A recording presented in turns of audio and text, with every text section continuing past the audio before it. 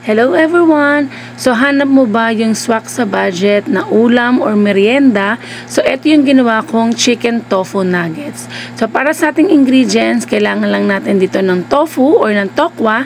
Then meron din akong binili dito na chicken breast. Ginamit ko lang aking food processor para ito ay gilingin. So once magiling na natin ang ating chicken breast, isasama lang natin to doon sa ating ding pinino na tofu o ng tokwa. Sumunod naman na ipo-food processor ko yung mga gulay. So naglagay ako dito ng carrot, sibuyas, bawang at saka bumili rin ako ng kinchay.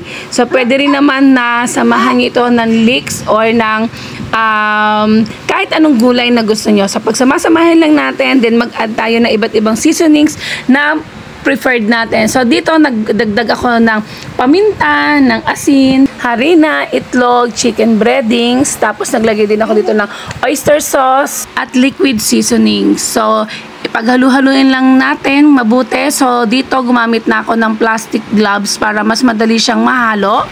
Then pwede kayong mag-adjust doon sa mga ingredients batay doon sa inyong panlasa.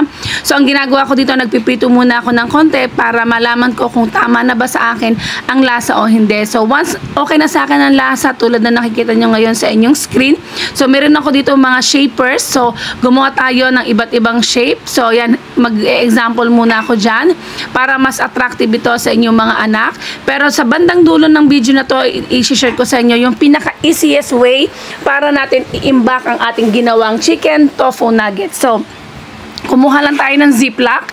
So maglagay lang tayo ng enough amount ng ating nuggets, and then i-flatten lang natin to. So make sure na wala nang hangin yung ziplock. So ipa-flatten lang natin to, then lagyan lang natin ng konting parang mga hiwa para pagtigas ng ating nuggets, mas madali na sa atin ang i-break ito.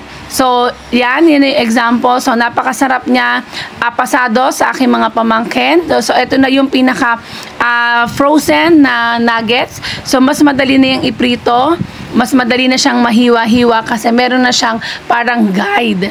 So mas maganda siyang iprito kapag frozen pa para hindi maging malambot yung ating nuggets. Tapos, after nan, pwede na natin itong iserve sa ating family. So, dito nga pala sa ginawa ko, nakagawa ko ng anim na ziplock. So, pwede na itong i-stock and anytime pwede na itong iluto. Thank you!